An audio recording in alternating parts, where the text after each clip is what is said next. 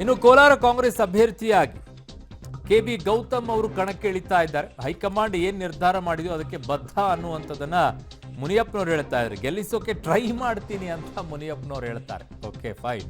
Ticket ತಪ್ಪಲು ಯಾರು ಕುತಂತ್ರ ಮಾಡಿದ್ದಾರೋ ಅವರನ್ನೇ ಕೇಳಿ, ಎಲ್ಲರೂ ಸೇರಿ ಅಭ್ಯರ್ಥಿ ಗೌತಮ್ ಪರ ಕೆಲಸ ಮಾಡ್ತೀವಿ ಅಂತ ಅಸಮಾಧಾನದಿಂದಲೇ ಕೆಎಚ್ ಮುನಿಯಪ್ಪನವರು ಒಂದು ಹೇಳಿಕೆಯನ್ನ ಕೊಟ್ಟಿದ್ದಾರೆ.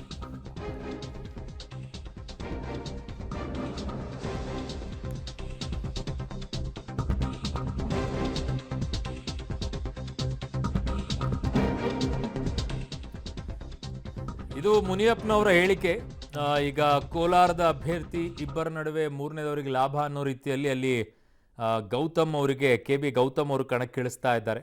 ಆದರೆ ಮುನಿಯಪ್ಪನವ್ರು ಹೇಳ್ತಾರೆ ಗೆಲ್ಲಿಸೋಕೆ ಟ್ರೈ ಮಾಡ್ತೀನಿ ಅಂತ ಹೇಳ್ತಾರೆ. ನಾನು ಮೊದಲಿಂದ ನಿಮ್ಗೆ ಹೇಳ್ತಾ ಇದ್ದೀನಿ, ನಾವು ಪ್ರಯತ್ನ ಮಾಡ್ತೀವಿ.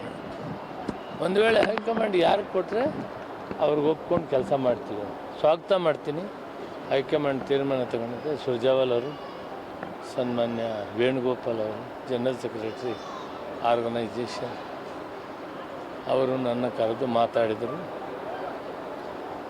ಇಂತಹ ಪರಿಸ್ಥಿತಿಗಳಲ್ಲಿ ನಾವೆಲ್ಲ, ನಾನು ಕೂಡ ಕೇಂದ್ರದಲ್ಲಿ ಕೆಲಸ ಮಾಡಿದ್ದೇನೆ, ವರ್ಕಿಂಗ್ ಕಮಿಟಿಯಲ್ಲಿ ಮಾಡಿದ್ದೇನೆ. ಪಕ್ಷಕ್ಕೆ ಕಷ್ಟ ಬಂದಂಥ ಕಾಲದಲ್ಲಿ ನಾವೆಲ್ಲ ಕೂಡ ಸಹಕರಿಸಬೇಕಾಗ್ತದೆ. ಇಲ್ಲಿ ಸ್ವಪ್ರತಿಷ್ಠೆಗಳು ಯಾವುವು ನಮ್ಮಲ್ಲಿ ಇಲ್ಲ. ಸುಮಾರು 30 ವರ್ಷ ರಾಜಕಾರಣದಲ್ಲಿ ಇಂತಹ ಸಂದರ್ಭಗಳು ನಾನು ಘಟನೆಗಳಿಗೆ 2-3 ಆಗಿವೆ, ಏನು ಹೊಸದೇನೆ. ಆದರೂ ಕೂಡ ಕಾಂಗ್ರೆಸ್ ಪಕ್ಷ ಒಂದು ನಿಲುವು ತೆಗೆದುಕೊಂಡಾಗ ಅದಕ್ಕೆ ಬದ್ಧವಾಗಿ ಕೆಲಸ ಮಾಡ್ತೀವಿ.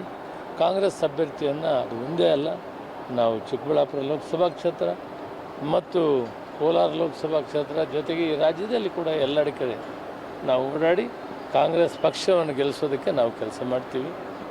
ಯಾವ ಥರದ ಬೇಸರ ನನಗಿಲ್ಲ. ಸರ್, ಈಗ ಕೆಎಚ್ ಮುನಿಯಪ್ಪ ಅವರೇ ನೀವೇ ನೇರವಾಗಿ ನಿಲ್ಲಿ, ನಿಮ್ಮ ಅಳಿಯ ಬೇಡ ಅಂತೇಳಿ ಹೈಕಮಾಂಡ್ ಕೇಳಿದ್ರಂತೆ, ನಿಜಾನ ಸರ್? ಅವ್ರೇನು ಕೇಳಿದ್ರು ನಾನು ಮೊದಲಿಂದ ಹೇಳ್ತಾ ಬಂದಿದ್ದೀನಿ, ನಾನು ನಿಲ್ಲೋದಿಲ್ಲ ಅಂತ ತೀರ್ಮಾನ ಮಾಡಿದ್ದೀನಿ. ಮತ್ತು ಇಲ್ಲಿ ಜನರಿಗೆ ಆಶ್ವಾಸನೆ ಕೊಟ್ಟಿದ್ದೀನಿ, ದೇವನಹಳ್ಳಿಯಲ್ಲಿ ನಿಮಗೆ ಕೆಲಸ ಮಾಡ್ತೀನಿ, ನಿಮಗೇನೇನು ಅನುಕೂಲಗಳಾಗಬೇಕಾಗಿದೆ, ಶಾಲೆಗಳು, ಕೆರೆ ಕಟ್ಟೆ, ರಸ್ತೆಗಳು ಇವೆಲ್ಲ ಮಾಡ್ತೀವಿ ಅಂತ ಮಾತು ಕೊಟ್ಟು ಮತ್ತೆ ನಾನು ಬದಲಾಯಿಸೋಕ್ಕಾಗೋದಿಲ್ಲ. ಅವತ್ತು ಹೇಳಿದ್ದೀನಿ, ಇವತ್ತು ಹೇಳಿದ್ದೀನಿ, ನಾನು ಕಂಡು